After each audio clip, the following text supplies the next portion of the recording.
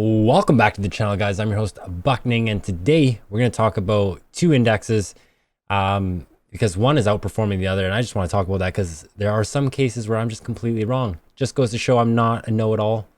Yeah, so we will talk about that, but if you're new to the channel, welcome. This is where we put $100 a week into a tax-free savings account to build a dividend portfolio right in front of your eyes, and if you're not new, welcome back. So as we always do, we'll go through the portfolio here at the start of the week. Here, portfolio closing out at $11,705.91. We are down $3.58, down 0.03% on the day. For the 1 week, we are down $53.67, down 0.46%. For the 1 month, we are up $175.21, up 1.52%, and for the 3 months we are up $60.88, up 0.52%, and for the 1 year we are up $1,610.68, up 15.95%, and for the all we are up $2,250.91, up 23.81%. These are all the positions that we are currently invested in. And then we have $35.97 in the cash count. We did receive a few dividends at the beginning of this month of April 2022. And then there's currently $100 sitting on the sideline, just getting verified or getting clearance to get into the cash count so we can make our purchases every single Friday as we always do. And so I know on this channel specifically and in myself in my investing journey, I do speak highly of the S&P 500. Currently, year to date, the S&P 500 is down 5.66%. If you don't know what the S&P 500 index is, it is the top 500 companies within the US comprised into one index that you can invest, and you kind of just put your money into the index. And these are in the forms of ETFs, which a lot of firms or trade brokers do offer, and has been around for quite some time. So when you invest in this, the average rate of return, and I mean average, is about 10% since roughly 1957, I think it is. So the S&P 500 comprises of the top 500 companies in the US, and it does get switched out. So if a company does fall off the criteria and the board of the S&P 500 makes that decision, they take that company out and put a new company in. Just like we recently saw, I think a year or almost 2 years ago with Tesla, which was not included in the S&P 500, but now it is as one of the top 10 holdings in the S&P 500. Now that's strictly in America and the US. And then we have one here in Canada, which is called the TSX S&P, or S&P TSX Composite Index, which comprises of roughly 230 to 250 companies in the Toronto Stock Exchange. Now, there are about 1,500 companies on the Toronto Stock Exchange, and only 230 to 250 make it onto the the TSX. Sometimes it's the TSX 60. There's other funds as well, but the index itself is doing quite well. And here's the thing, on this channel, I know I talk a lot about US companies or US stocks or what's happening in the US, and like I said earlier, I can be wrong, and sometimes I can be biased, and this is not me advising just because it's outperforming this index to make a switch or really quickly invest. Now, this is not financial advice at all. I'm just giving you my opinion, my take on it. And so I'll go ahead and switch the screen here to show you. So the S&P 500 here, year to date, this is showing year to date here, is down 5.66%, and this is the one that gives you an average rate of return of 10% per year. I think over the past 10 years it's done about 15% average. So you can see that on the day we're down 1.26, 5 days down 2.4%. For the 1 month we're up 7.71%, but for the 6 months 3.7%, and the year to date we're down 5.66%. Over the year, 11.07, 5 years, 92% return. And over the max, going back all the way to 1982, you have a 3,773% return. Now, the reason I choose the S&P 500 is because we know a lot of the companies that are in this index, and we are more, or well, for me, I'm more apt to invest in companies that I do know, the way that their business operates, because that's just how I like to do things. I like to invest in companies where I know and understand how the business operates and how they create growth and income. So year to date, let's compare it. 5.66%. We'll head over to the TSX index, down 0.7% for the day, down 0.62% for the past 5 days. For the 1 month, up 2.94%, and the 6 month up 8.61%. And year to date, this is what I want to look at, 3.27%.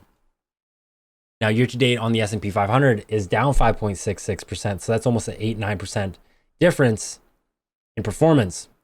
Now, to be honest, I'm not invested in the TSX at all. I don't have that index in any kind of fund, in any of my accounts.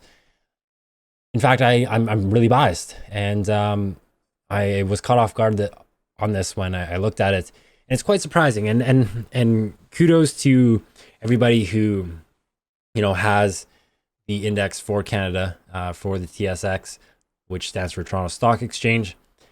And congratulations, because you're making good returns, especially in what's going on all over the world.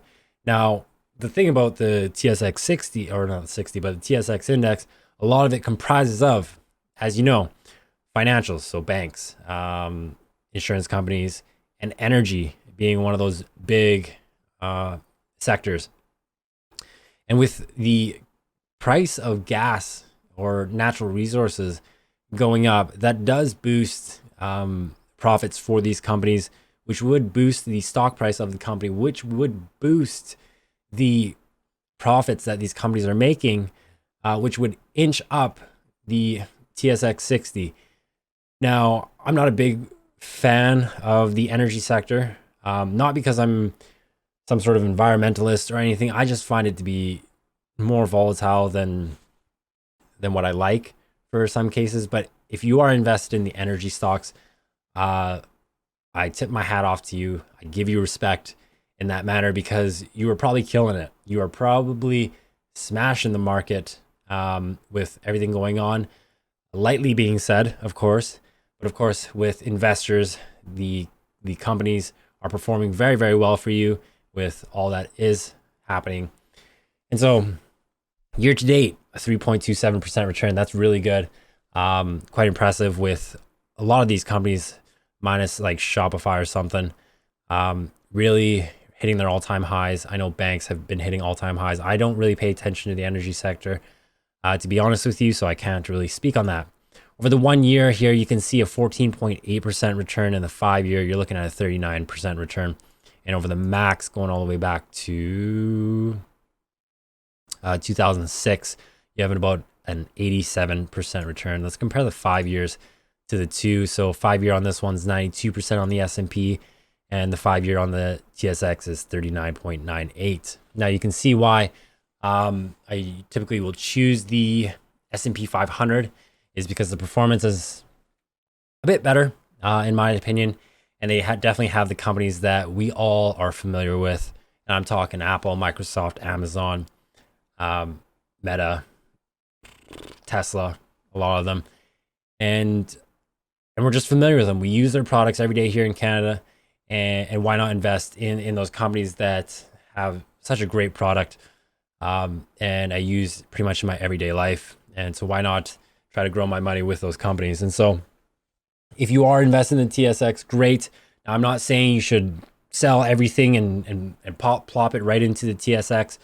Of course, this is kind of like a one-off thing, in my lifetime, as my time as an investor, investing as a retail investor. This is the first time I've seen that it outperforms the S&P 500. And I know a lot of people are kind of, that person says that you should invest in the place that you're located. So if I live in Canada, which I do, I should only invest in Canadian companies. And I just don't think that is fair. That can put a lot of concentration risk when it comes to markets in general. So I do own Canadian banks. I do own a lot of individual Canadian stock companies, like TELUS, as you know, Loblaws, a lot of the banks, a lot of financial institutes. but I do invest in a lot of US companies because I understand the business structure and how they operate.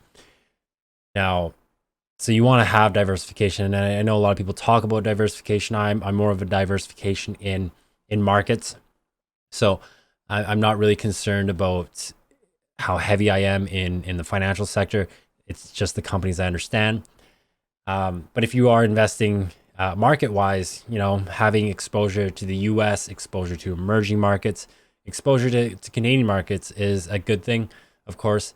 But we can't be so close-minded that we just invest in Canadian companies or just the Canadian Stock Exchange. That's pretty much all I wanted to update you guys, to let you know that the TSX is outperforming the S&P 500 year to date by almost a 8% difference, 9% difference there, which is absolutely amazing. So if you are continually investing in any kind of index, especially the TSX, you are doing awesome amidst everything going on in the market. And I just want to give a shout out to you guys. And so hopefully you guys did enjoy the video, pretty short video. Hopefully it added some sort of value, especially for those newer investors who are asking, you know, what is a TSX, what is a S&P 500, and really understanding, you know, the types of indexes that are out there. And yeah, don't forget to leave a like, subscribe, and we'll see you guys in the next one. Bye.